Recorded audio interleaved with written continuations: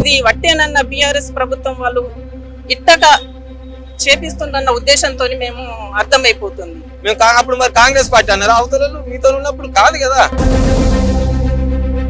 ఇదే పొన్నం ప్రభాకర్ గారిని ఎంపీగా గెలవడం కోసం ఇదే ఆటో సంఘం అహర్నిశలు కష్టపడి గెలిపించుకున్నాం. ఆ సందర్భంలో అప్పుడు మరి అన్నకు తెలియదు ఆటో డ్రైవర్ల బాధలు. కాంగ్రెస్ పార్టీకి వ్యతిరేకంగా మాకు కడుపు కాలింది కాబట్టి మేము ఆందోళన చేస్తున్నాం, నిరసన కానీ పార్టీకి వ్యతిరేకం కాదని చెప్తున్నారు. మమ్మల్ని ఒక నెల రోజులే మీరు ఇన్ని ప్రశ్నలు వేస్తే ఇన్ని సమస్యలు చెప్తే మేము ఎలా తీర్చుకోగలుగుతాము? సమయం ఇవ్వాలి కదా. ఒకప్పుడు తెలంగాణ రాష్ట్రంలో రైతుల ఆత్మహత్యలు ఉండే, ఇప్పుడు ఆటో డ్రైవర్ల ఆత్మహత్యల పరిస్థితి ఎదురు కాబోతుంది.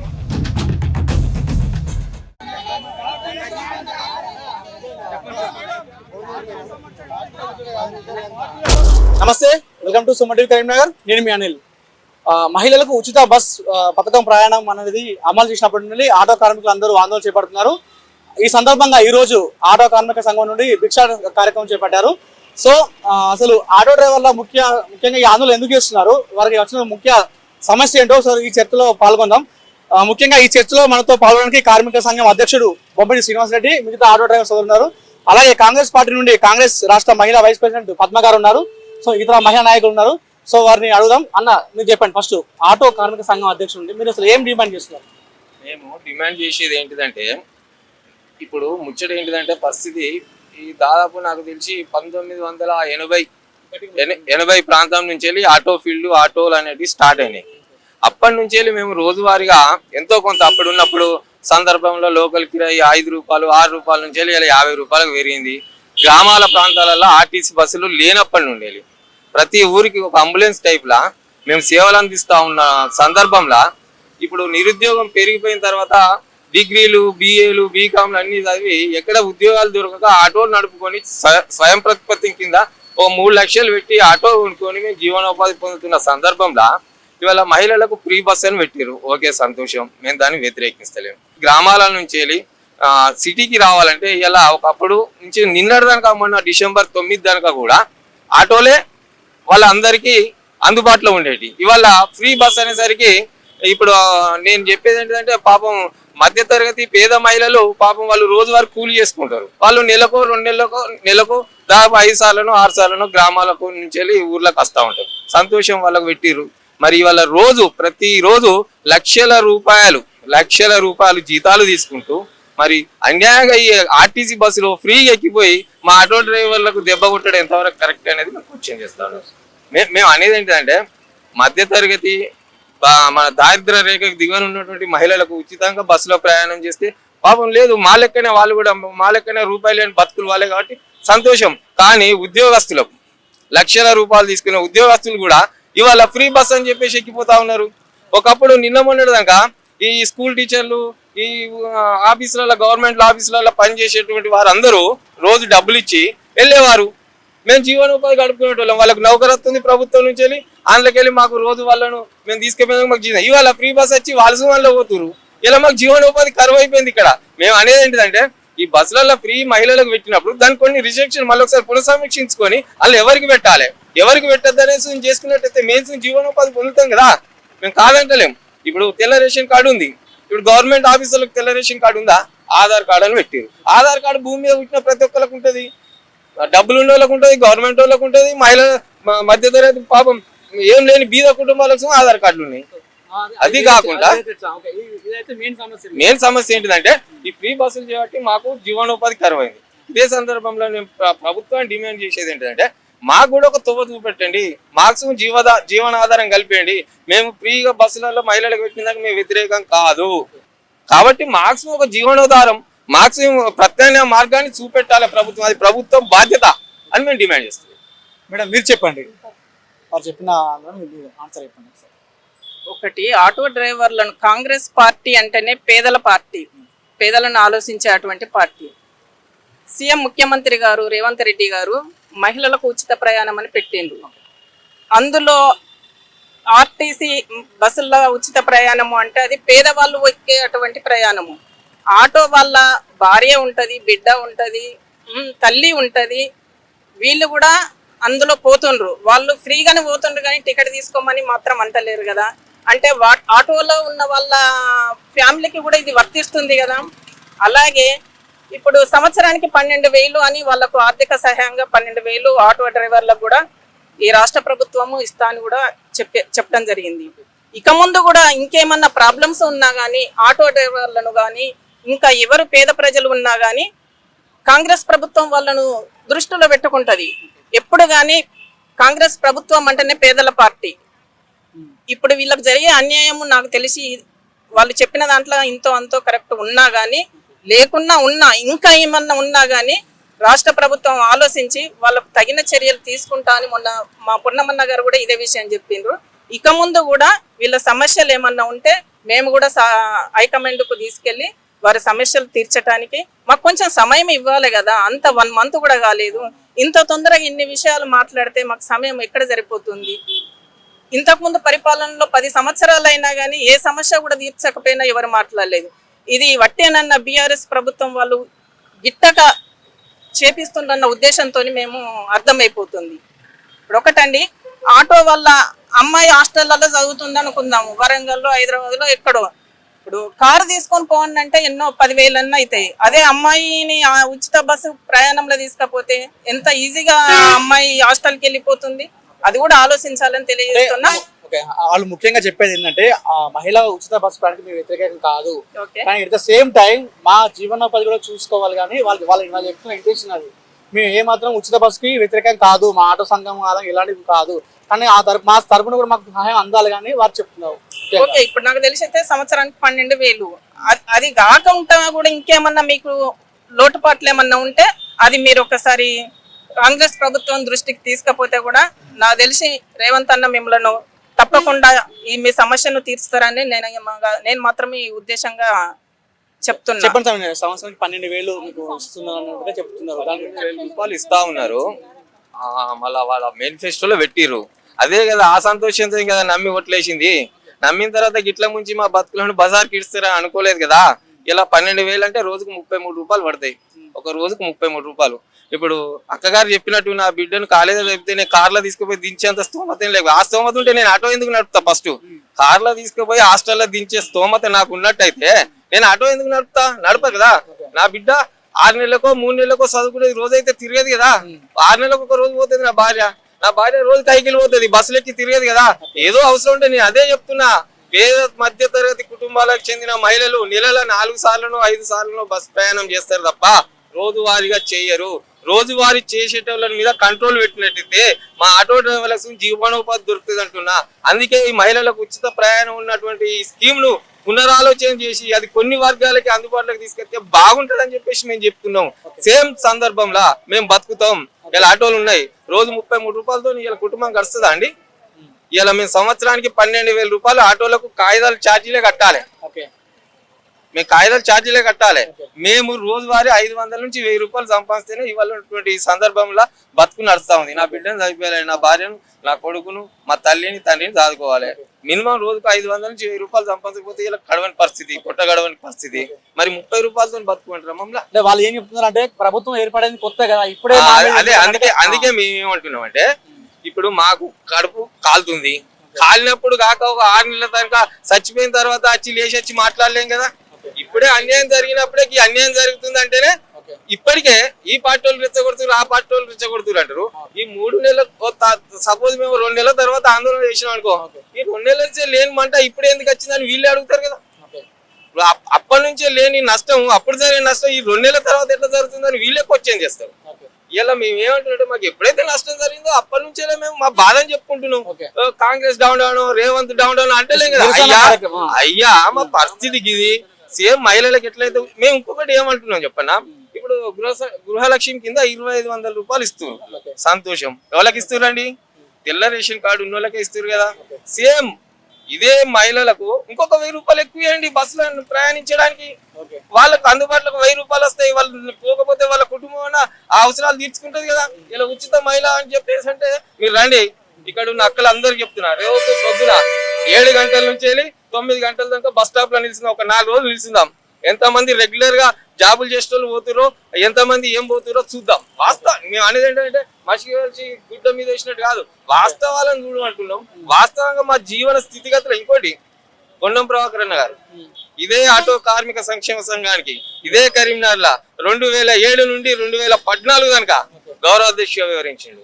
ఇదే పొన్నం ప్రభాకర్ అన్న కోసం, ఇదే పొన్నం ప్రభాకర్ గారిని ఎంపీగా గెలవడం కోసం ఇదే ఆటో సంఘం అహర్నిశలు కష్టపడి గెలిపించుకున్నాం. ఆ సందర్భంలో అప్పుడు మరి అన్నకు తెలియదు ఆటో డ్రైవర్ల బాధలు. మేము అన్నకు పూర్తిగా అవగాహన ఉంది కాబట్టి, అవగాహన ఉన్నటువంటి మంత్రి వచ్చింది కాబట్టి, అన్న మా పరిస్థితికి ఇది ఒక అధ్యయనం చేయి, ఒక కమిటీ నిజమేనా మేము అనేది తప్ప ఉప్పా, మా బతుకు జీవనం అనేది ఎట్లా గడుస్తా ఉంది, ఎంత దిగజారిపోయినాం, ఒకసారి ఆలోచన చేయరు అన్న అని చెప్పేసి మేము అంటున్నాం. ఓకే, వాళ్ళు ఏం చెప్తున్నారంటే మీ కాంగ్రెస్ పార్టీకి వ్యతిరేకంగా మాకు కడుపు కాలింది కాబట్టి మేము ఆందోళన చేస్తున్నాం, నిరసన కానీ పార్టీకి వ్యతిరేకంగా కాదని చెప్తున్నారు. మీరేం చెప్తారు? ఓకే, నిరసన కాదు, మాకు కడుపు గాలి అంటే మాకు సమయం ఇవ్వాలి కదా, ఇది కదా ఇంపార్టెంట్. ఇప్పుడు ఇంటి పనులు అనేటటువంటిది కొన్ని రోజులు అయితే కానీ గడవయి. ఇప్పుడు అతను అన్నట్టుగా మేము మన పొన్నమన్నకు అని అంటుండ్రు కదా, పొన్నమన్న తప్పకుండా మీకు ఆలోచిస్తారు. మీ ఆటో వాళ్ళను దృష్టిలో పెట్టుకొని మీకు కొంచెం సమయం ఇస్తే అతను దృష్టికి కూడా నేను తీసుకెళ్తా, చెప్తా. ఈ సమస్య మళ్ళీ 5 లక్షల ఇన్సూరెన్స్ కూడా పెట్టిండ్రు. ఆ సంవత్సరానికి 12,000. బస్సు ప్రయాణంలో వాళ్ళు కూడా వాళ్ళ పిల్లలు వాళ్ళ భార్యలు కూడా ఎప్పుడో ఒకసారైనా లాంగ్ ప్రయాణమైనా తిరగవలసి వచ్చింది. కాబట్టి ఇక ముందు కూడా జరిగేది ఏమన్నా వాళ్ళ ప్రాబ్లమ్స్ ఉంటే కాంగ్రెస్ పార్టీ తప్పకుండా నెరవేర్చుతాని సందర్భంగా 5 లక్షల ఇన్సూరెన్స్ అనేది అది 2015లోనే బీఆర్ఎస్ ప్రభుత్వం పెట్టింది. ఇలా కొత్తగా పెట్టిన స్కీమ్ ఏం కాదు 5 లక్షలు. ఆల్రెడీ మన కరీంనగర్ లో కూడా ఇప్పటికీ ఒక 10 నుంచి 20 మంది ఆ స్కీమ్ లో లబ్ధి పొందిన వాళ్ళు కూడా ఉన్నారు, ఆటో డ్రైవర్లు. సంతోషం, దాన్ని కొనసాగించడం మేము స్వాగతిస్తున్నాం. మేము దాన్ని వేరే రకంగా మీరేంది అదే పెట్టిన మేము అంటలేం. ఈ ప్రభుత్వం మారినా మళ్ళీ ఆ స్కీమ్ ను కొనసాగించడానికి మేము ఖచ్చితంగా స్వాగతిస్తున్నాం, వాళ్ళ కృతజ్ఞతలు చెప్తున్నాం, ధన్యవాదాలు తెలుపుతున్నాం. కానీ మేము ఏమంటున్నాం అంటే ఇన్సూరెన్స్ నెలకు 9,000 చిల్లర ఉందండి, సంవత్సరానికి ఆటో డ్రైవర్ కు 12,000 రూపాయలు కాంగ్రెస్ ప్రభుత్వం ఇస్తా అన్నది. అదే నమ్మినాం కదా, 12,000 ఇస్తా అన్నదని చెప్పే కదా ఓట్లు వేసింది. మేము చేసినాం. ఇలా 12,000 కోసం మేము చూసేస్తే ఇవాళ మాకు జీవనోధారం కోల్పోయినాం. మాకు ఇంకొకటి మార్గం, మీరు 12,000 ఇస్తే మేము బతకలేం కదా. మా జీవనాధారం కోల్పోయినాం కాబట్టి మా ఆటోలకు ఏమైనా బెనిఫిట్స్ కల్పిస్తారా, లేకపోతే ఇతర మార్గాలలో మాకు ఏదన్నా పని కల్పిస్తారా?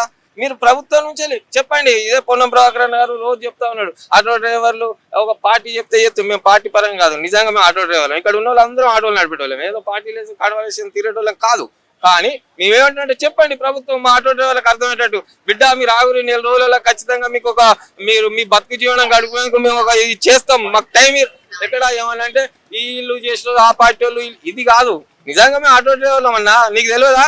మేము అప్పుడు మరి కాంగ్రెస్ పార్టీ అన్నారు, అవతలలో మీతో ఉన్నప్పుడు కాదు కదా. ఎవరే పార్టీలు ఉన్నా మేము రోడ్డు మీదకి వచ్చి ఆటో నడుపుకొని బతుకుతున్నాం. మేము పోనీ రెండోది మాకు జీవనోద్ధారం కోల్పోలేదు, కావాలని బట్టగలిసి మీద తెస్తలేం కదా. నిజమే, మేము ఏమంటున్నాం, ఒక నిజ నిర్ధారణ కమిటీ వేసింది, నిజమా కదా అబద్ధమా తెలుసుకోమని చెప్తున్నాం కదా. మాకు ఓకే, మాకు ఏదన్నా మాకు బెనిఫిట్స్ కల్పించి మమ్మల్ని ఆదుకుంటాం, గీజవాదానికి ఆగురి, మేము ఆ టైంలో కమిటీ ఇస్తున్నాం, బతుకు మీ జీవన ఉపాధి కోసం మేము ఒక మార్గాన్ని చూపెడతాం చెప్పానండి. మేము కాదంటలేం కదా. ఈ రేపటి ఇయ్యని మేము అడుగుతలే, మాకు ఒక భరోసాను కల్పించండి అని చెప్తున్నాం. మా బతుకు మీద మాకు ఒక భరోసాను కల్పించండి. రేపటి రోజులలో ఖచ్చితంగా కాంగ్రెస్ ప్రభుత్వం మాకు మంచి తొవ్వను చూపెడుతుంది, మా జీవనోపాధి కొనసాగడానికి మంచి మార్గాన్ని ఇస్తుందని ఒక భరోసాని ఇవ్వమంటున్నాం మేము. ఇప్పుడు ఒకటే అండి, ఎన్నిసార్లు చెప్పినా గెలిచి 4 రోజులైంది, మాకు సమయం కావాలి. ఇప్పుడు మేము సెట్ అవ్వటానికే మాకు సమయం సరిపోతలేదు. కాబట్టి ఈ ఎంపీ ఎలక్షన్లు అవి ఇవి మొత్తం కంప్లీట్ అయిన తర్వాత ఖచ్చితంగా మీ కాంగ్రెస్ ప్రభుత్వము మన రేవంత్ రెడ్డి గారు కానీ పొన్నమన్న కానీ ఇప్పుడు గెలిచిన వాళ్ళందరూ కూడా కూర్చొని, నాకు తెలిసి ఈ ఆటో వాళ్ళని ఎప్పుడు కూడా అన్యాయం చేయాలన్న ఉద్దేశంతో ఈ స్కీమ్ మేము పెట్టలేదు. ఎందుకంటే వాళ్ళు కూడా ఓట్లేసి గెలిపించిన అటువంటి విశ్వాసం అన్నగారికి ఉన్నది. కాబట్టి మాకు కొంచెం ఒక 2 నెలలు 3 నెలలు టైం ఇవ్వండి, అన్నగారితో మాట్లాడతాము, మీరు మాట్లాడదాం, మేము మాట్లాడదాము. మీ సమస్య మా సమస్యగా, ఒక నిమిషం అండి, మీ సమస్య మా సమస్యగా మేము అన్నగారి తరపు నుండి కూడా కొంచెం సమయం ఇచ్చిన తర్వాత మేము తప్పకుండా మీ సమస్యను తీర్చడానికి ప్రయత్నం చేస్తాం. మేము అనేది అదే, మీరు సమయం ఇవ్వమంటారు, సమయం ఇస్తే ఎంత అండి సమయము? 1 మంత్ అక్క ఒక్క నిమిషం, మేము ఆటోలు కొన్న ఫైనాన్స్ వాడు మాకు సమయం ఇస్తాడు. ఒక నెల కిస్తీ కట్టకపోతే బండి గుంజుకోపోతుండు, 2 నెలలు ఆగితే బండి మొత్తానికి వాడు ఇంకోని కమ్ముకుంటాడు, అడ్డికి పావుసేరు. దానికి నోటీసులు పంపించి ఇక మిగతా పైసలకి ఇన్నున్నాయి అప్పు కట్టాయని చెప్పేసి వాడికి అది. ఇప్పుడు ఈ ఆటో డ్రైవర్ల పరిస్థితి ఏంటంటే 2 నెలలు 3 నెలలు ఆగితే ఇక్కడ ఉండలేని పరిస్థితి. ప్రభుత్వానికి తెలుసు, మన ముఖ్యమంత్రి రేవంత్ రెడ్డి సార్ తెలుసు, పొన్నం రోజు రోజు మా పార్టీ సమస్యలో మాకు సమయం సరిపోలేదు. ఒక 3 నెలలన్నా మీరు ఓర్చుకోవాలి కదా స్వామి. వేరే పార్టీ వాళ్ళను 10 సంవత్సరాలు ఓర్చుకున్నారు, మమ్మల్ని ఒక నెల రోజులే మీరు ఇన్ని ప్రశ్నలు వేస్తే ఇన్ని సమస్యలు చెప్తే మేము ఎలా తీర్చుకోగలుగుతాము? మాకు సమయం ఇవ్వాలి కదా. అదే వేరే పార్టీ వాళ్ళ మాట్లాడేది అక్క. మేము ఏమంటున్నాం అంటే సమయం ఇవ్వడానికి ఇది కంపెనీ కాదు, వ్యవస్థ. రోజు రోజు దినగండము. నెల ఫస్ట్ వచ్చిందంటే మమ్మల్ని ఫైనాన్స్ కూడా వచ్చి చెప్పానండి. రేవంత్ రెడ్డి సార్ను పొన్నం ప్రభాకర్ గారిని చెప్పానండి. తెలంగాణ రాష్ట్రంలో ఉన్నటువంటి ఫైనాన్స్ వాళ్ళందరూ ఒక 3 నెలల దానికి ఆటో డ్రైవర్ల జోలికి పోకండి, వాళ్ళ కిస్తీలను 3 నెలల దానికి ఆపువనండి. ఆ 3 నెలల్లో మేము ఆటో డ్రైవర్ల స్థితిగతులను అధ్యయనం చేస్తాం, వారికి ఒక భరోసాను కల్పిస్తాం, వాళ్ళ జీవనోపాధి కల్పిస్తాం అని చెప్పేసి తెలంగాణ రాష్ట్రంలో ఉన్నటువంటి ప్రతి ఫైనాన్స్ ఒక జీవో కాపీ జారీ చేసి ఆటో డ్రైవర్ల జోలికి పోకండి, వాళ్ళ కిస్తీలు కట్టాలి 3 నెలలు అని చెప్పానండి. అవుతాం. ఆకలి అయితే నేను పొద్దుగాల సాయంత్రం దానికి ఆగలుగుతా, ఇంకా నాకంటే గట్టుకున్నా 2 రోజులు ఆగలుగుతాడు. కానీ ఇక్కడ ఫైనాన్స్ వాళ్ళు 1 గంట 1 నిమిషం ఆగలేని పరిస్థితి. మేమేమంటున్నాం అంటే ఇదే ప్రభుత్వం ఓకే 2 నెలలు తీసుకోరు టైం, కానీ ఆ 2 నెలలు దానిక ఈ ఫైనాన్స్ వాళ్ళు ఆటోల జోలికి రాకుండా జీవో కాపీ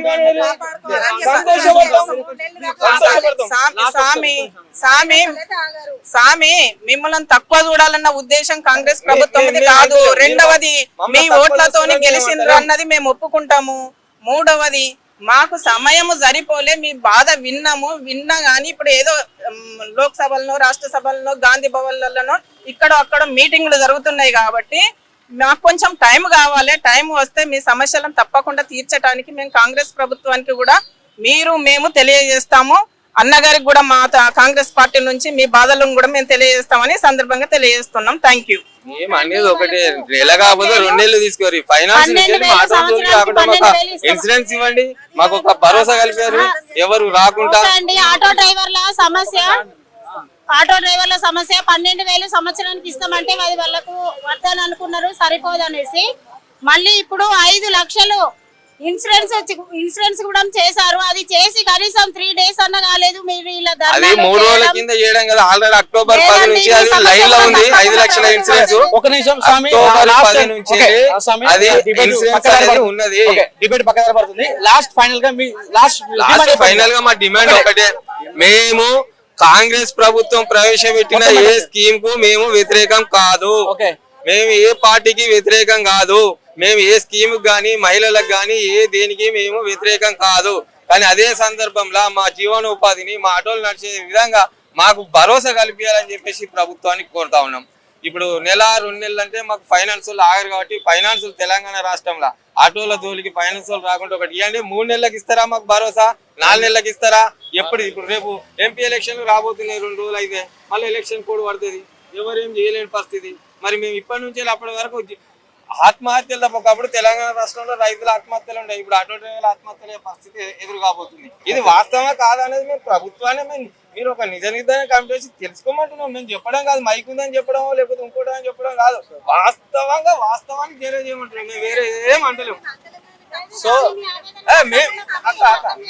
ఏమంటలేము అక్క, మేము ఎవరిని ఏమంటలేము. మా బాధకి ఇది అని చెప్పేసి మీ ద్వారా మేము ఇక్కడ ఏం చెప్తున్నాం అంటే, ఇంకొకటి ఇక్కడికి వచ్చిన అక్కయ్యలందరికీ నమస్కరించి చెప్తున్నాం. ఖచ్చితంగా కరీంనగర్ ఆటో డ్రైవర్ల బాధల గురించి, ఇక్కడ జరుగుతున్నటువంటి సమస్యల గురించి కాంగ్రెస్ పార్టీ అధిష్టానం దృష్టికి తీసుకుపోయి ప్రభుత్వాన్ని నొప్పియండి, మాకు న్యాయం చేయండి. మేము ఎప్పటికీ మీకు రుణపడి కరీంనగర్ ఆటో కార్మిక సంక్షేమ సంఘం నుంచి తెలియజేస్తాం. కాంగ్రెస్ ప్రభుత్వం అంటేనే పేదల పార్టీ. ఇప్పుడు ఆటో యూనియన్లు జరిపే అటువంటి సమస్యల మీద మేము రాష్ట్ర ప్రభుత్వానికి, రేవంత్ రెడ్డి గారికి, పొన్నమన్న గారికి, ఇప్పుడు గెలిచిన ముఖ్య నాయకులందరూ ఎవరైతే గెలిచిన వాళ్ళు కాంగ్రెస్ తరపు నుండి వాళ్ళందరూ కూడా కూర్చొని ఈ సమస్య మీద మాట్లాడుకొని వీళ్ళ సమస్యలకు కొంచెం మాకు సమయం ఇచ్చిన తర్వాత వీళ్ళ సమస్యలు తప్పకుండా తీర్చుతారు. కొంచెం మీరు తొందరపడకుండా ఉండాలని ఈ సందర్భంగా తెలియజేస్తున్నా. కాంగ్రెస్ ప్రభుత్వం తప్పకుండా మీ ఆటో యూనియన్ సమస్యలు తీరుస్తుందని నేను మీకు తెలియజేస్తున్నా. So thank you so much అందరూ Okay, thank you. ధన్యవాదాలు.